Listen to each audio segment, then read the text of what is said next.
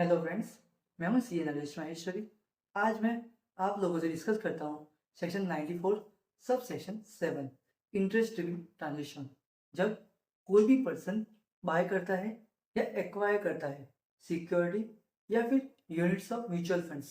With in 3 months from the record date, मतलब वो record date से विद इन 3 मंथ्स पहले अगर सिक्योरिटी बाय करता है and units of mutual fund buy करता है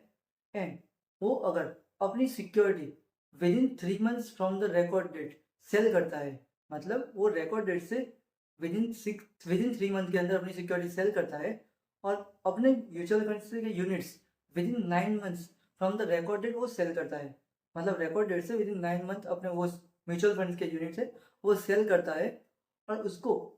सिक्योरिटी और यूनिट्स ऑफ म्यूचुअल फंड्स पे जो इनकम मिल रही है वो एग्जेम्प्ट है। तो वो अपनी जो सिक्योरिटी और म्यूचुअल फंड्स के यूनिट सेल करता है उसके ऊपर उसको अगर लॉस होता है तो वो हम इग्नोर करेंगे। तो फिर क्वेश्चन आएगा कि हम